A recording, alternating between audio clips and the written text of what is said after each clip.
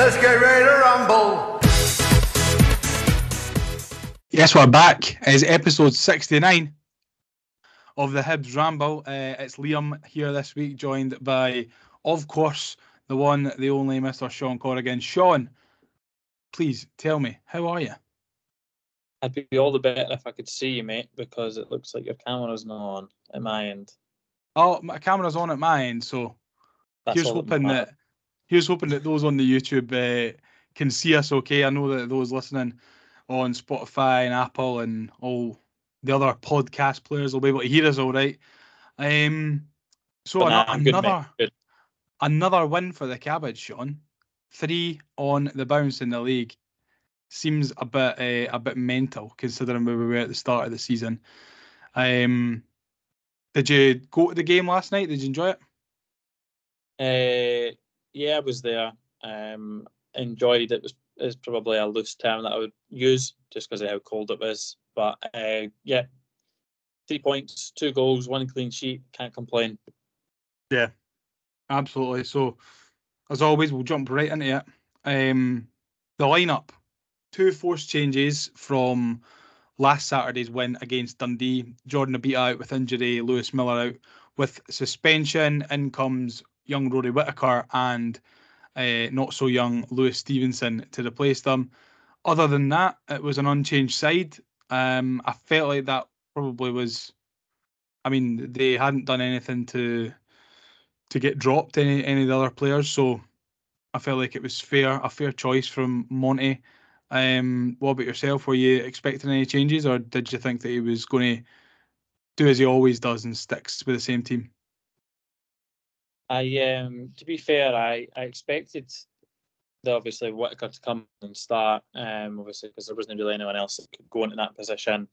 I heard Abita picked up obviously the injury, so I expected Lewis Stevenson to come in. I'm happy that Lewitt and Newell were still together in the middle of the park.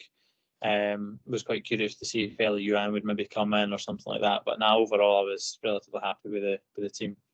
Yeah, of course. I mean, I think a lot of people probably were. Seen still a lot of people kind of on Twitter and here and there saying things about Josh Campbell that he's no good enough. But I thought Josh played well enough against Dundee, and I think he did well again last night. But we'll move on to individual performances in a wee bit. But first half. Before we get into the first half, can I just give a special mention, a special shout out to the Hibernian catering staff, because the steak pies yesterday were absolutely spot on. And if I could rescore Hibs, they would be getting a 10 out of 10. The pies were that good yesterday. I mean, probably coupled with the fact that it was utterly Baltic. Shaun, did you have yourself a wee pie yesterday?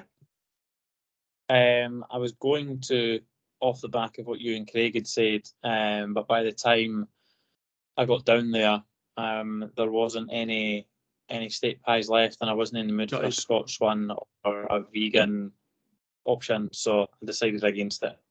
I don't know if they would have been the same in the East Stand anyway. I was surprised that Craig got a good one, because he sits in the famous 5, so it would have been super ultra mega rare the fact if it had good pies in all 3 stands. But it was a great pie, a great bovril, and it set the tone for the day really, because I felt we started the game really well, Shaun. We seemed to implement a different kind of game plan, attacking wise anyway. I felt we were getting, I mean, and we'll obviously come to Vente's goal, but we were getting a lot of joy going through the middle of the park. And that, I think, is an observation that Monty's made of Aberdeen, because what I saw when we were going through the middle of the park is their 2 centre-halves, whoever they were playing at the back, they were so wide apart, they were so far apart, leaving a massive gap in the middle, which seemed daft because, you've got Martin Boyle and who's rapid, Dylan Vente, he's no very slow anyway, put it that way. Did you see it the same as well, or did you think that we were? Yeah. No, you're right. I saw it the same. I actually expected it to go that way as well, just purely because of the way that we set up in the semi-final against Aberdeen. So I would have thought that Aberdeen would have maybe been a little bit game smarter and clocked onto it after the semi-final. And regardless of the size of the pitch between us and Hampden, Easter Road and Hampden, which I don't know if it's that big a difference now. It's like half a yard either side. So I wasn't overly surprised that we implemented the same game plan. It was good to see that it was working successfully throughout the whole match, really. I know obviously it was back against the wall stuff at some point, but it's weird because Aberdeen go with like the 3-4-3, 3-5-2. Mm-hmm. So at times it looked like they were playing with a back two, though. Aye, well that's the thing. That's what baffles me. That's exactly what I was going to come on to say. Is they set up with three centre halves for, if not the bulk of the match, if not the whole match, and yet two of those three centre halves were the width of the 18-yard box apart. It just didn't make any sense. And then either the left-sided centre half or the right-sided centre half would then be right on the byline. Instead of them splitting it across the whole width of the pitch themselves, it was like one was overcompensating at all times on either side. So listen, you can understand, like, it's obviously they're obviously want an overload on the defending side, but you know, if you compensate, I mean, if you put that many players over to one side, then you're going to have holes on the other side. And with the pace that Hibs have got, it seems like a daft strategy to take. I think what played into our favour, I know Barry Dobson speaks about it quite a lot in his interviews since then, but he spoke about how well they pressed and how high they pressed, which I don't necessarily agree with that statement. However, we obviously know what Monty's game plan is to try and bring teams into a false sense of security, bring them out of shape and out of their positions, and then exploit the gaps either in the middle of the park or in behind or even out wide, depending on where they are. And it worked well at Hampden against Aberdeen, and it worked well at the weekend there again. So we were inviting the pressure onto ourselves through Marshall and through Rocky and through Fish. Some of the fans in the stand were getting a bit agitated about it. Although it's not as if we've not seen it for the last 10 weeks or whatever. But because we were doing that, we were bringing Aberdeen onto us. And as you know yourself, Liam, as well, because I've ranted on and on about it, is that will then create the gap in either in the midfield or in the wider areas. And in this instance, it created the gap where one of their centre-halves was caught out of position and led the other two to leave that big gap in the middle of the park. And David Marshall's brilliant ball through, mishit ball through to Martin Boyle. Yeah, no, absolutely. I mean, just to touch back on what you said there about opening up that space, we're trying to beat that Aberdeen press. A player that I thought really benefited from that yesterday was Dylan Lewitt. He's really starting to become quite an important player for us at the moment. But he looks just so comfortable on the ball. It is so effortless. There's not many players that have played for Hibs that make it look so easy. Do you think that he's really coming onto a game, Shaun? Yeah, he was turning into a Dylan McGeoch regen, I felt, throughout that game. He was doing a lot of good stuff. He was dropping deep. He was dictating the play, the tempo, the way we were starting our moves and stuff like that as well. He was all over the shop and he was doing all the right things. So long may that continue. We all know he's a very, very talented player. It's then just whether he can do it against what you would maybe class as the bigger sides in the league. So like your Aberdeen, your Hearts, your Celtic or your Rangers, where we're maybe not having to rely on Jimmy Jeggo coming in and sitting deeper. So yeah, it was a big game for him, obviously, and he done very, very well. Yeah, he did. I mean, it seems like every game he's getting better. It's maybe the Nick Montgomery effect, because there's a lot of players that you could probably put into that bracket. I mean, Jair Tavares, I think, again had another really good game yesterday. Didn't score, nearly scored, but didn't. So I think that we're in a really good place with the quality of player that we've got now compared to when Nick Montgomery came in 10 weeks ago, which it's mental to say, but they're the same players, but in that short space of time, they look like they've just got so much better. But it's maybe just because they're getting more comfortable with the way that Monty wants to play. Yeah, no, I completely agree. We spoke about it when Monty was first trying to implement his style and stuff like that, that it would take time, but as long as the players maybe start to believe in it and can see the strengths of it and how good we are at certain aspects of it, then it was only going to get better. And game on game, it's looked like that's been the case. Yeah. It just goes to show the difference that a good quality coaching team can do in comparison to a small little midget that thinks he's bigger than everyone else. And they got scudded at the weekend as well, which is pleasing. It's very pleasing. But yeah, we'll touch back on something you mentioned earlier.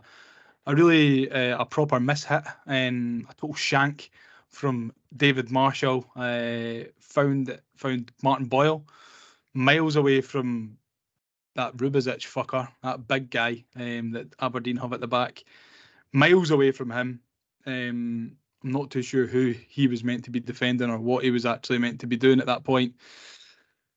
He was obviously in his shape and in a great position, but because David Marshall's mishit was so mishit, he wasn't able to body in time. That's clearly what. I think it's. I mean, all the blame has really got to be put on David Marshall here. It was a shocking mishit, and he should really be hanging his head in shame.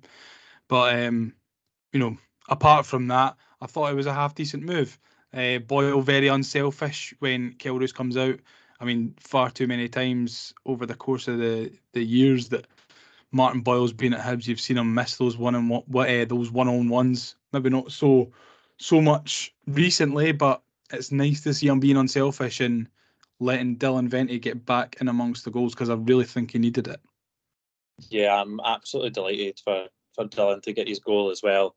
And it was good that, like, sometimes when a striker goes a wee bit of a spell without a goal and he does manage to get one, he kind of goes away and celebrates on his own and kind of loses himself in the emotion he's scoring. But literally, as soon as he takes that touch and taps it in, he's already on his way to Martin to celebrate with him, and obviously the team all come together there. So yeah, no, for me, really deserved that goal more yesterday than Dylan Vente. He's deserved it considering the work rate that he puts in, and realistically, we're asking him to do something that he's maybe not necessarily used to. He's obviously brilliant in and around the penalty box, and his conversion rate is phenomenal. So when we're asking him to drop deeper and deeper and get involved in the play, listen, he's doing very, very well at that as well. I would just want him in the box a little bit more. However, the way that we're playing at the moment, with pace up there with him, it makes a little bit of sense for why he's doing the role that he's asked to do at the moment. And listen, if Martin Boyle wasn't up there with him, then probably that goal wouldn't have happened. Yeah. And I just want to touch on the togetherness bit again, because it's something that I think we end up speaking about every week on here, is the fact that this squad are really, really together. I mean, you can see it on the pitch. They're playing with smiles on their faces. It's night and day, really, compared to where we were under Lee Johnson. I've not really seen a team as together as this since the Alan Stubbs days. And that was a team with a proper good spirit, and I feel like we're kind of getting back to that sort of vibe around the changing room at the moment, which is, it's brilliant, and especially so early into a manager's reign, it seems quite rare, in Hibs regimes, that you get a togetherness like that so soon after a new manager's been appointed. But you can see that they're fighting for each other, because Don's kind of hit us with a bit of an onslaught, for the remainder of the game, until, apart from when we scored. I mean, we'll touch on Will Fish's goal in a second, but what I want to come back to is Barry Robson said that they ran us over, and I don't think that they really did. There was a lot of pressure, don't get me wrong. They had a lot of the ball in our half. They were shooting a lot, 24 shots or something they had. An onslaught, yes, but running over us, no, I don't think so. What did you think?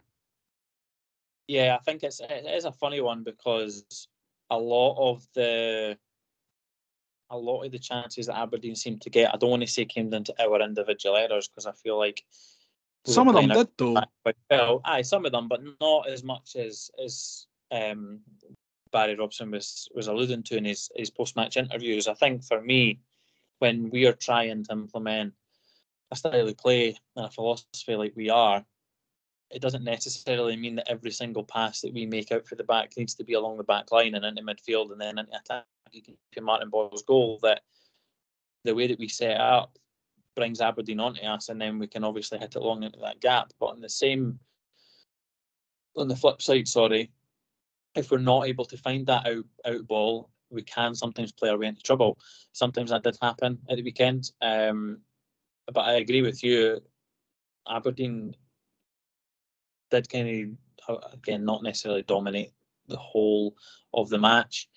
They had a big spell, especially in the second half, where they were on top. And when I say on top, I use that term loosely. They were in our final third and they were getting shots off. But like you say, the togetherness of the team, the defensive position in the team, and the shape that we had, apart from obviously the 3 or 4 big saves that Marshall makes and the penalty save, I would dare to say they didn't threaten us that much. I know they hit the post twice. Probably contradicting myself here anyway. No, but I feel the exact same, because yes, they had a lot of chances, a lot of efforts. I mean, Marshall made a lot of good saves, but I didn't feel overly uncomfortable at the fact that they had that much. I mean, I said it at the game, and I tweeted it as well from the Ramble account, that they are by far and away the worst outfit in the division, and I would honestly not be surprised to see them in a relegation dogfight come the end of the season. They are absolutely stinking, and without Majowski, they would be, I mean, God knows where they would be. They would definitely be in that automatic relegation spot anyway, but they would be in a much worse position than they are now. Barry Robson, in his interview, that it's probably one of the best performances that his Aberdeen side have played, like since he joined, and I think that maybe kind of his view of that is kind of overshadowed by the fact of the amount of chances that they potentially didn't take or could have done better with. Obviously, they have the penalty, great save by David Marshall. They hit the post a couple of times. Well, Fish clears 1, 2 or 3 yards off the line. So, if you don't know the outcome of the score and the final score, the outcome of the game, based on what we've just said in the last 5 minutes, you would think that they had peppered their goal and that they'd absolutely battered us. But like you said, I was never really overly concerned that they were going to be able to turn us over or get back into the game or even try and take the lead at any point if they got one. Like, I didn't feel like they were going to go on and get a second one. And I think that just kind of goes to show that, again, you can bring teams into a false sense of security where they can maybe think that they're dominating and that they're on top. And very similar to what happened in this game, we can then go up the other end, get a set piece and take our chance. It's very easy for you to get the fear, though, with us playing, and obviously them coming on to us. I mean, we've been quite good at throwing away 2-goal leads this season. Obviously, we'll talk about the second goal now. Actually, I mean, it's another assist from Martin Boyle, another goal from a corner as well, which seemed to be a rare thing before the last couple of weeks. Really, really good rise from Will Fish, and it's a lovely header, albeit it takes a little nick off of Rubezic and finds its way into the back of the net. But I mean, how pleasing is it now to see us actually putting set pieces to good use? Yeah, it's good. I think the level of aerial threat that we have in our team now is frightening. Obviously, you've got like Lewis Miller, you've got Rocky, you've got Fish. 3 guys I wouldn't want to find in a dark alley in the middle of the night, because they'd absolutely living shit out of me, and the way that they're built and stuff like that. So I would certainly wouldn't want to be facing up against them at a corner, that's for sure. And then you've got people like Ellie Yuan, who is got a great aerial threat for his size and his build. Dylan Venti as well's got an aerial threat. So we do pose opposition teams real difficulty at set pieces, whether it be corners or long range free kicks when they're getting lofted into the box and stuff like that. I'm not overly surprised to see us getting a little bit more success from it. And something that I noticed as well, and was actually mentioned on Sports Scene last night, was that the centre halves and those kind of taller, stronger players in the team are obviously being told to go and attack the ball a little bit more when it comes to those set pieces. I mean, Will Fish had a really good header in the first half, just whistled past the post. Rocky Bushiri again in the first half had a good header. Josh Campbell had a good header, albeit it was offside. That Kelroos saved. So we're looking like a lot more of a threat from set pieces, which is it's nice to see, considering, you know, I mean, I can't mind the last time we scored for a corner before the weekend, apart from the cup final. But fucking Lewis hell, Miller's one the other week, huh? yeah, that's what I mean. Oh, Lewis Miller's one the other week, right enough. And technically he got one for a corner at Kelly as well. Oh, well, we're not giving him that one, are we? If he's listening, I'll definitely give it. Like, well, if I'm he having is, the argument. to be fair, I'm not going to give him that one. He's on 2 goals for me for this season, and that's one against St Johnstone and one against Dundee. So well done, Lewis, but I'm not giving you that other one against Kelly. Yeah. So just a couple of things before we quickly look ahead to Celtic and answer the listener questions. Aberdeen were a massive couple of chances to get back into it. Majowski hits the post, obviously. Will Fish clears off the line. But, you know, the big opportunity is the penalty. Don't think many people in this day and age can have an awful lot of complaints that it was given. Willie Collins seemed to be pretty sure at the time and pointed to the spot right away. I was waiting on the VAR check and VAR penalty disallowed and stuff, but unfortunately it never came. But we didn't need it anyway. A great save from David Marshall. If it goes in, Shaun, do you think it's squeaky bum time for Hibs, and do you think Aberdeen probably pick up the momentum and go ahead and score a second? If we hadn't been able to see out a victory against Dundee the other week, I probably would have been a little bit more worried because of the quality opposition and it being Aberdeen if they'd managed to get into it. But see some of the 2-2 games that we've had, I didn't necessarily think that we were under too much of a threat from the opposition team. It was more of a case of shooting ourselves in our own foot more than anything else. And we were able to hold out against Dundee, which I think psychologically was great for the side. I think, hypothetically, if Aberdeen were to score that penalty, I do think that we would have held on because, like I said, I didn't feel like we were overly concerned. I was sitting in the stand, I didn't feel overly concerned when we were playing out to the back and when we were under the pressure from Aberdeen. So even if they did get that one because of what had happened in the Dundee game away and they were able to hold on with 10 men as well, I think that we would have been able to hold on. And I think mentally it would have been great for the side. And the fact that we'd held on and then done it again last week against Aberdeen there. And I think what will set us in good stead is the fact that we managed to hold out completely and keep the clean sheet against ultimately what is a decent Aberdeen side. They might have a decent Aberdeen striker. That is a stinking Aberdeen side, Shaun. I really beg to differ. That is among the worst Aberdeen sides I've seen in my lifetime. They are pish. They are murder. Well, here's hoping they are in that relegation fight like you've just predicted, because I'll definitely be happy with that. Honestly, see, last season when Hearts were in Europe and then they were in the league, and I know their league form took a bit of a hit because of the fact they were in Europe, but I genuinely think that Aberdeen, I don't think they're going to finish top 6. I think they will be bottom 6 this season. They are honestly stinking. Between last season and this season, Aberdeen are a far cry from what they used to be, really. Like under McInnes and that, they are absolutely shocking.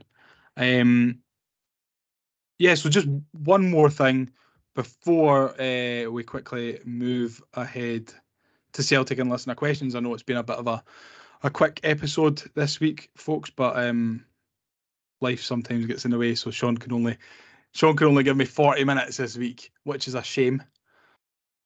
I'm not happy with that, Shaun. Quick turnaround as well. We've got a game exactly, week as well, and we've got a game as well.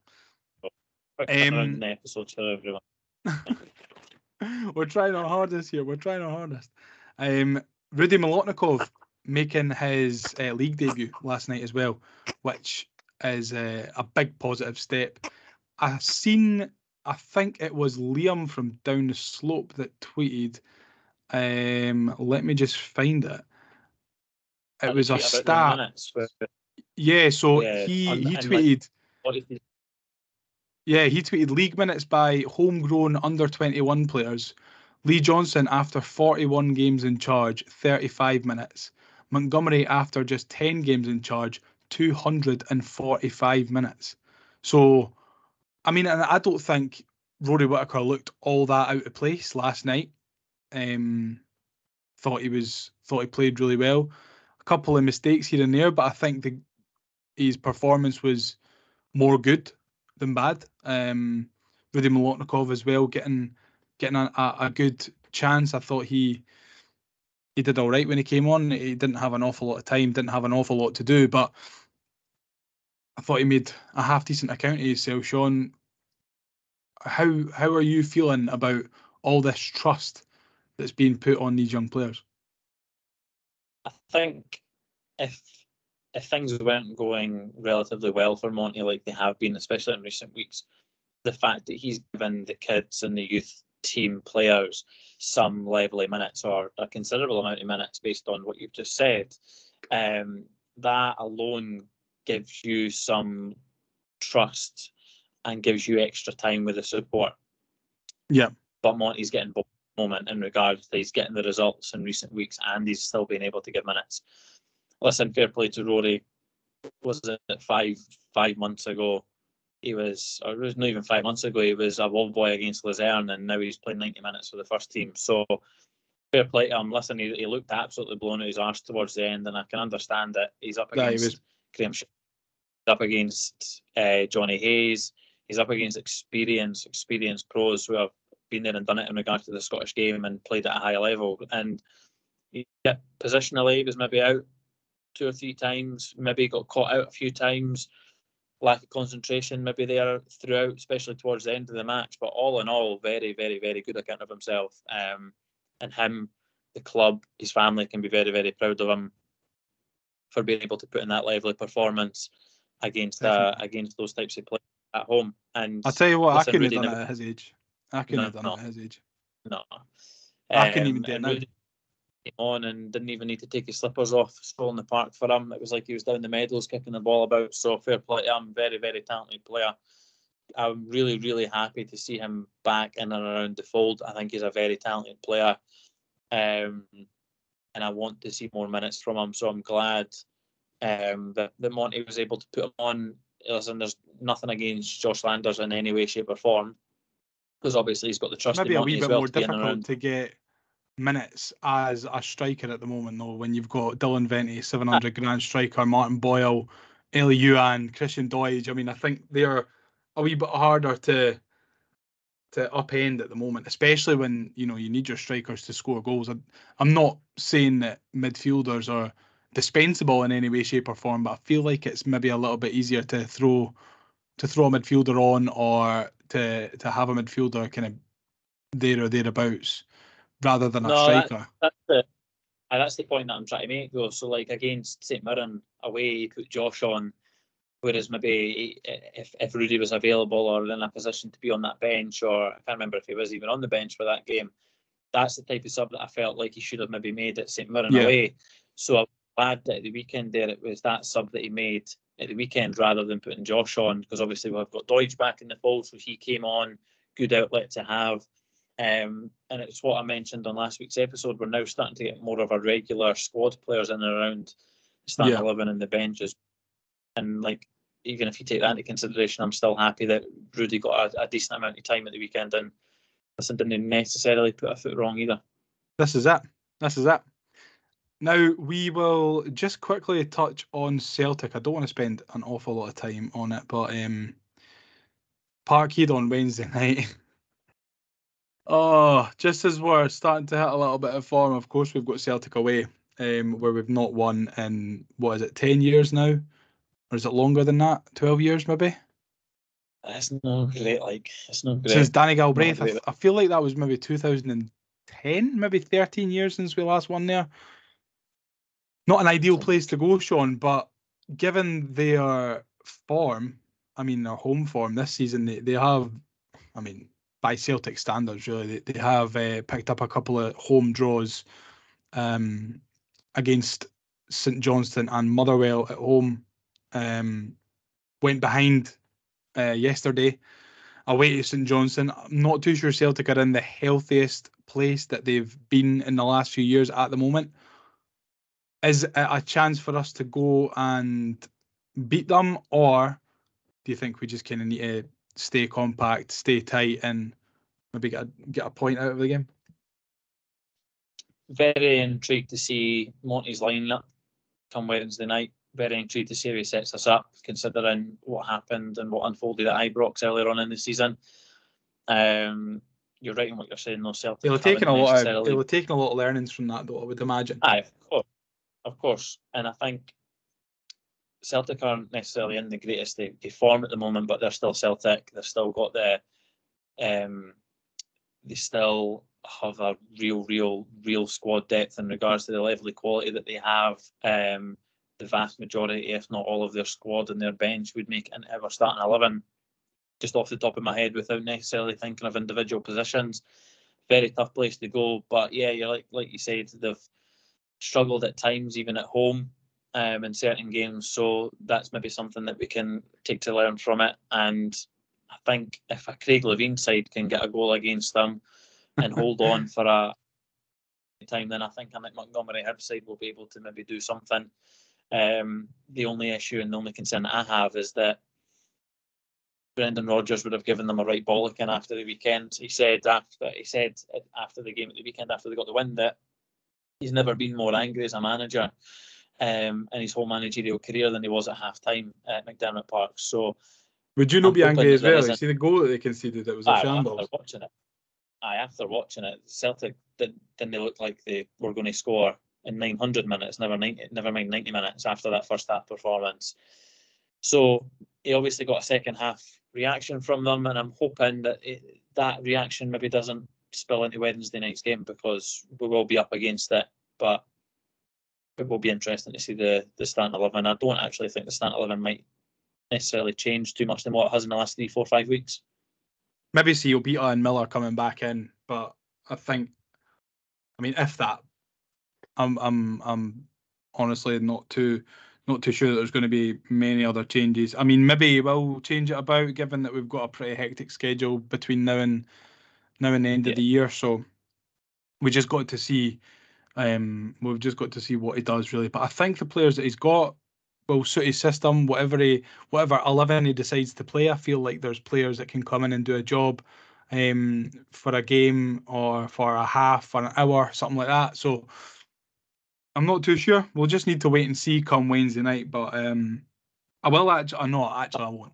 I was going to say I'll get a prediction from you, but I'll wait until Wednesday night to do that. I wonder if he will potentially. I'm not necessarily happy with Lewitt's defensive contribution against Aberdeen, because he left Rory Whittaker exposed a hell of a lot, and it was really frustrating and really bad to see. But I wonder if, for freshness, he might bring Lewitt in, stick Lewitt up top with Venti, and then put Martin Boyle in the wider area. But then again, who would then drop out? Maybe Josh Campbell, or Jair, who obviously looked like he had a wee bit of a shoulder injury. He might be made even worse now after David Grace slapping him on it. You see that in the post-game video that Hibs put on Twitter? Aye, so it'll be interesting to see. I think I don't think he'll change his shape and his philosophy. I think it'll just be the different phases of the match in which he'll implement different parts of his game plan to try and get something from Celtic in regards to trying to expose them where they leave gaps, which is in the wider areas. So, yeah, like I said, very, very intrigued to see what the starting 11 will be come Wednesday. Absolutely. Okay, then, we will move on to this week's listener questions. Now it's time to answer the Hibs Ramble listener questions. First up, Shaun, it's John McIntosh, as always, and he's asking, what's for dinner and what is a realistic position for Hibs to finish this year? Well, I'm down in Birmingham for work purposes today and tomorrow. So I have a budget for my dinner. I wouldn't even say a budget because I can literally just go out and pretty much get what I want and it'll be covered, thankfully. So I'm undecided about what I'm going to have for dinner, unfortunately, John. But once I do get out of this hotel room, I will definitely let you know what that is. Well, you need to let me know first. What was that? You need to let me know first. Aye. I'll send you a picture, or I'll tell you where I'm going. Top man. As for realistic place to finish in the league, second, of course. No, I'm joking. Listen, I don't think that at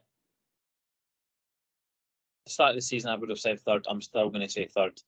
I think the way that we have transitioned from the beginning of the season to now and what we're trying to do, and like you said, a lot of players have been brought out of the cold, and Monty's been able to transform them into these wonder players. If he can do that for some of the players that we're potentially bringing back in January, if there's a Melkerson, if there's a Megwa, McCurdy, those kind of three players, I think under the current coaching setup greatly improves our squad.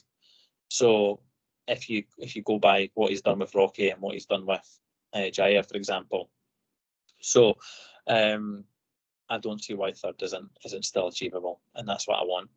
Yeah, I mean, I would say exactly the same, to be honest, mate. Third, given how tight the table is at this point of the season, I mean, it's never usually this tight. The last few years, certainly, we've had a bit of a runaway at third at this stage of the season. So the fact that there's still only a couple of points in it, even from third down to, what is it, sixth or something, there's still only a handful of points in it. So, I mean, we've got as much chance as anyone to finish third. Win a couple of these games that we've got leading up to the derby and beat Hearts on the 27th, and then we're in a really, really healthy spot. I'd probably back us to fight right till the end to get third. If we don't get it, I mean, probably fourth is what we'll end up getting, to be honest. I mean, someone's going to do a push and end up third. We won't end up there, but we've got to believe. But what is for my dinner, John? Simple answer is I don't know. We've just been shopping, so there's a plethora of things in the fridge. So I don't know what we're having yet. We will make that decision once recording has ceased. So, like Shaun, I'll let everyone know in the next episode what I had. And I'll let everyone know in the next episode, I don't think I'll remember. So you're just going to need to sit and wonder what I'm going to have and what Shaun's going to have. Next up, we've got Kevin Wilson, and he says, kicking aside, Marshall probably won us the game today. Made the big saves at important points of the game. Will Fish playing like a prime Cannavaro, absolute colossus at the back. A very deserved goal from Venty after his performances in the recent weeks.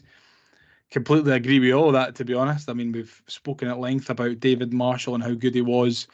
Will Fish, goal aside, was superb, throwing his body on the line left, right and centre. And you touched on it earlier, Shaun, Dylan Venty, after his work rate and his performances the last few weeks, he is a very, very well-deserved goal. I don't think there's much that we can disagree on there, Kevin. Next up, we've got Gav. And Gav is actually the only Rambler that predicted a 2-0 scoreline for Hibs yesterday. So very well done, Gav. He said, class win, called it. Graham Shinney is a cheat. Should have been sent off for precipitant, I think he means persistent fouling. Why do refs seem to be scared of booking him? Willie Collum is inept. IMO. Willie Collum's not very great at refereeing, but for some reason he's the top one in Scotland. I would be... I'm going to get in trouble if I don't call out the fact that my dad messaged us on Instagram and said that he thought it was going to be a 2-0 victory as well. So, oh really? Oh well. The only that predicted a 2-0 win. My dad. I've done Martin out of a shout there. I'm very sorry, Martin. He even said it would be Venty and Rocky that would score. So he was 50% correct with his scorers as well. So for once in his life, he's done well with his predictions, and he's got something relatively right. So well done there, Martin. But yeah, Gav's got it right as well. Willie Gollum isn't very great at refereeing, unfortunately. I don't understand the whole Graham Shinney. Don't know how he got away with 0 bookings yesterday, never mind 2 yellow cards. So, yeah. Weird. I thought Graham Shinney was a bit of a joke yesterday, to be honest. I mean, as a senior pro, I think he tried to act too much like Scott Brown. So maybe just grow up a bit, Graham Shinney, you daft chuckter bastard.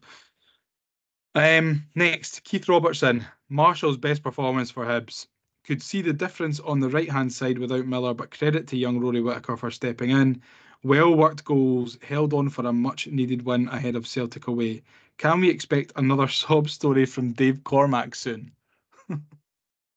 I think so, and I think if Aberdeen weren't in the League Cup final, I think Barry Robson probably would have already got his daughters, if I'm honest, and Mark would have been delighted. Well, exactly. With if that, we're talking about predictions, and Mark has got to be brought up here because he has said, really, since Barry Robson was appointed as Aberdeen manager, that he wouldn't last till Christmas, and it looks very unlikely that, if they lose this cup final, when is it, the 17th or something?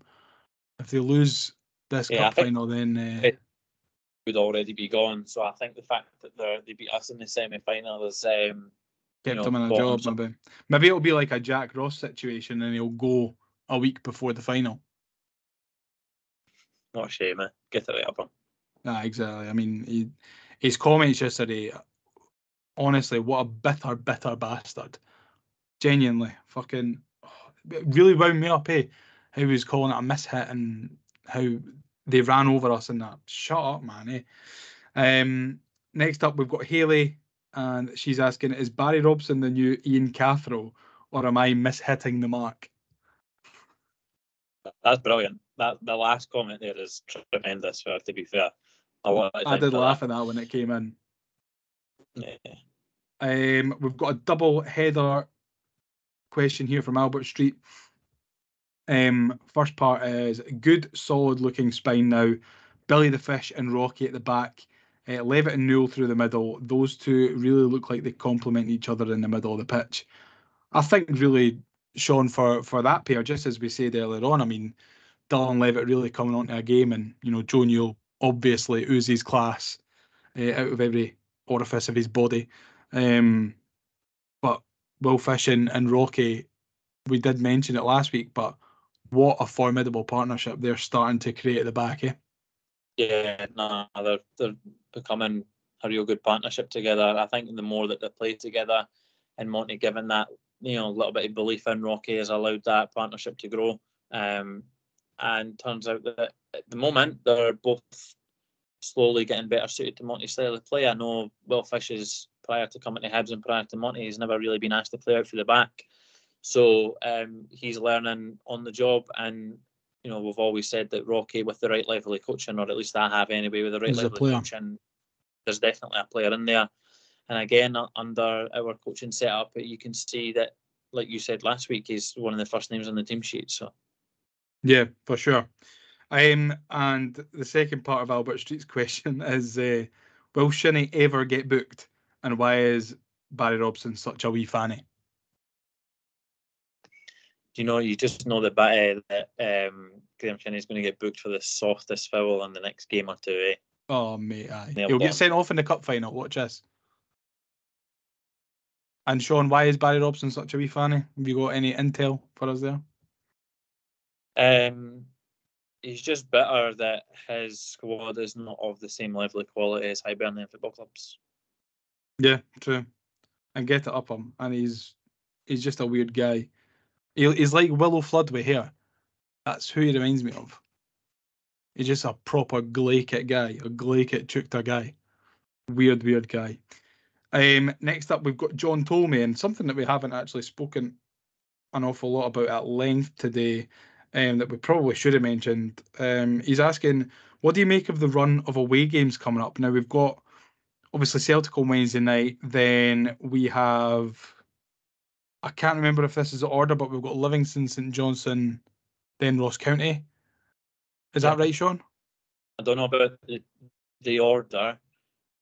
I'm fairly certain it is Livy next as well. You'll probably have to check because I'm using my phone here. But yeah, it is a tough set of fixtures. Obviously, the Celtic game's not a free hit. I'm not going to sit here and say that because we should still be doing our damnedest to try and get a result at Celtic Park, regardless of how good or bad they are form-wise. Livy, considering the way that they are, still a tough place to go. Tough fixture, tough time of the year with the fixture congestion as well. But again, still a side that we should be aiming to beat. If there's ever anything that's nailed on, it's a Craig Levein victory against Hibs when we go to St Johnstone, unfortunately. Although, again, the level of quality that we have in comparison to them is enough for us to get something for the game, if not a victory. The Ross County one is always minging, going away up there. Especially on the day December. before Christmas Eve. That's a stinker. It always happens in and around the winter period that we're away to Ross County. So, listen, if we can get 3 points away to Livy and get 3 points away to St Johnstone, I wouldn't be overly concerned if we're then maybe dropping points away to Ross County and getting a draw in there before the derby. Obviously, I want to win all the games, but when you take into consideration the fixture congestion and the fact that those 3 games, well, obviously 4 if you include Celtic, are away, is a tough run of fixtures for us, that's for sure. Yeah, definitely. I mean, we've got Celtic on Wednesday the 6th. Then the 9th is Livingston, 16th St Johnstone, 23rd Ross County, and then our next home game is Hearts on the 27th. But then after that, we've got, in the league anyway, we've got 1, 2, 3 home games on the bounce with Hearts, Motherwell, and then Rangers.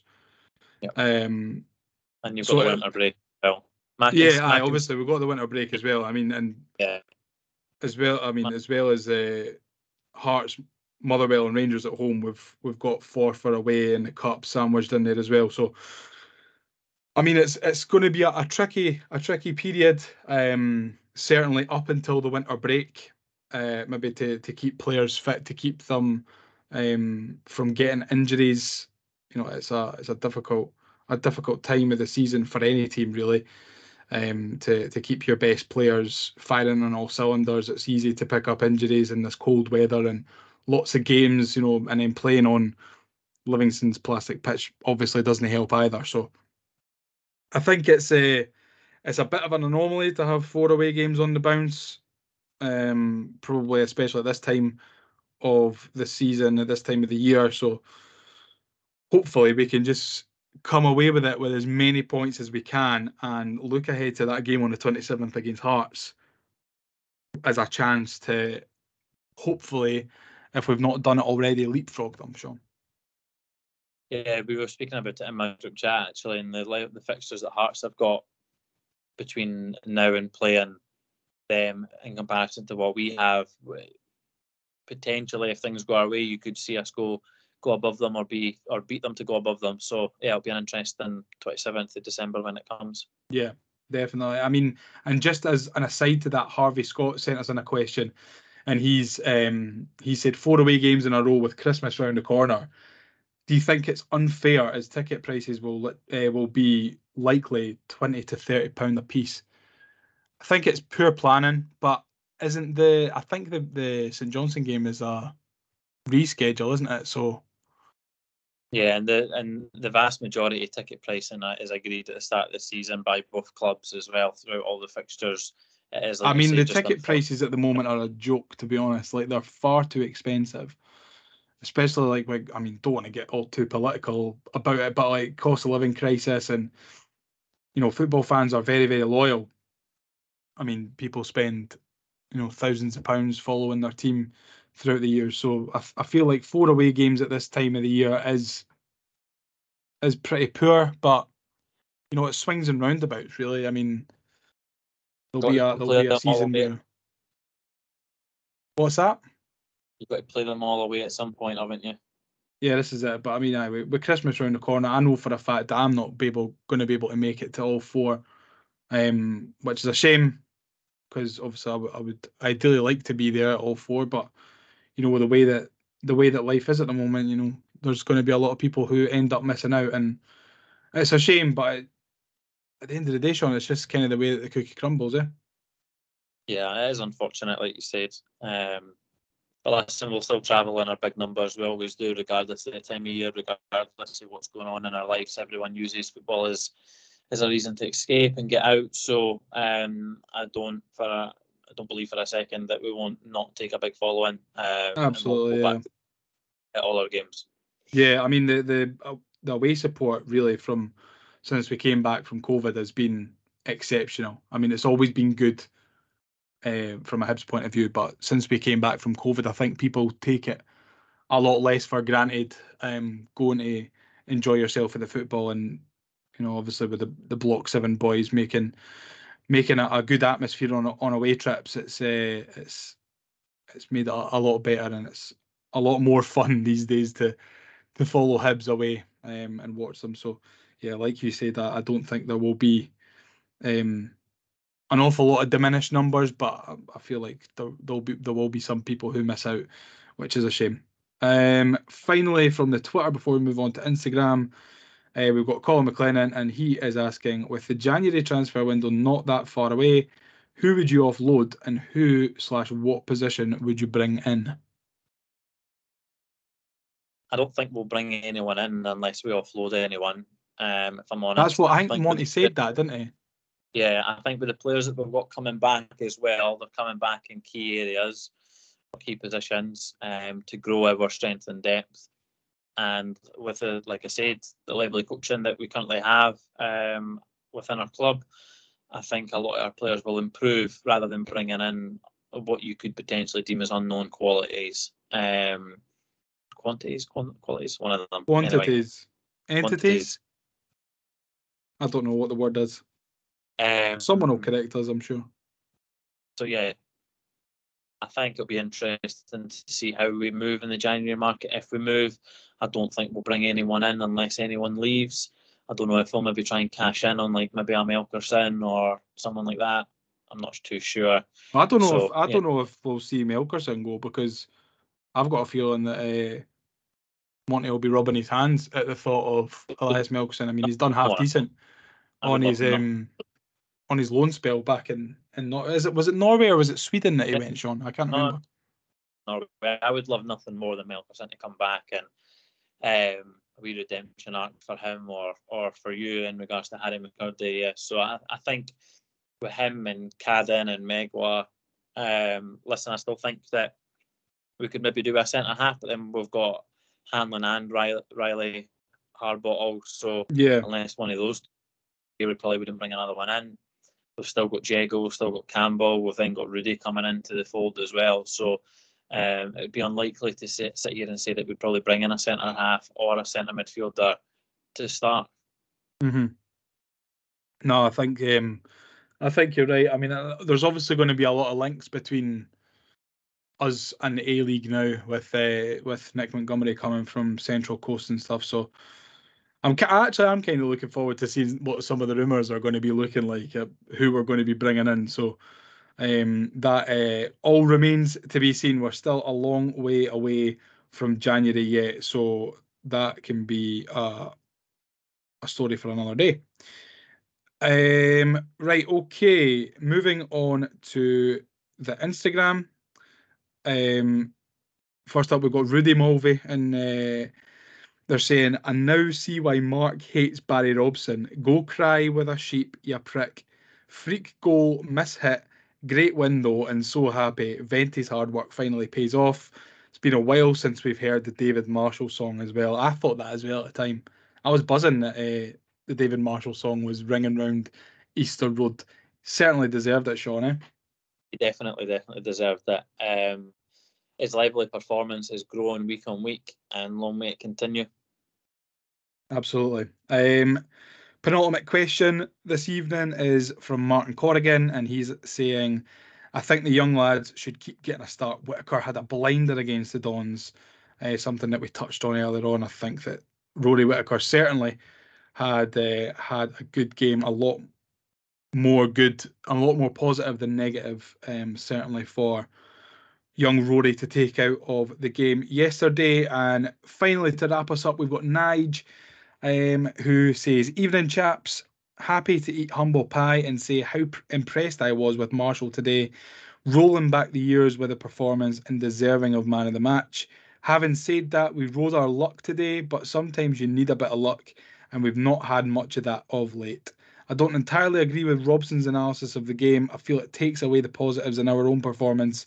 End of the day, 3 points is 3 points. Glory, glory. Completely agree. I think that Nige usually hits the nail right on the head, Shaun. And yeah, we did ride our luck at times, but we've not had that luck recently when it comes to anything really in football. So it's nice to see that we're actually getting the rub of the green for once. Yeah, no, I completely agree. And like you said, Nige is always pretty much spot on everything he said, and he's hit the nail on the head there as well. So fair play to him.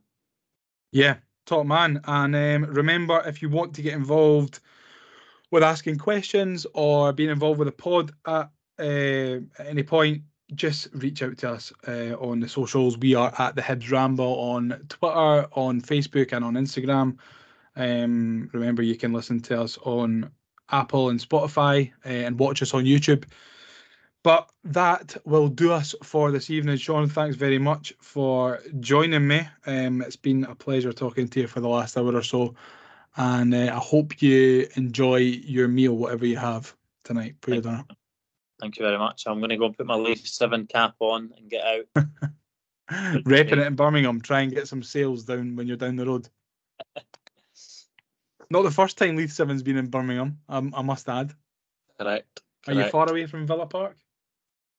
I'm not far from where the Hibs fans gathered and that walk towards the train station. So, yeah, when I left the train station today, I had to walk that same road again. So I had the memories of that march, if you want to call it that, which was great. It was nice. Brilliant. Not today, though. Well, anyway, have fun, be safe, and thank you for listening. And we will chat to you. Will we chat to you before the weekend? We'll see. We'll wait and see. We'll maybe do a quick wee one before Saturday's game against Livingston. Just recap. It depends really on the Celtic result, to be honest. But we will. We'll chat to you at some point. And thanks again for listening. And we'll see you later. Cheers. Bye. Bye.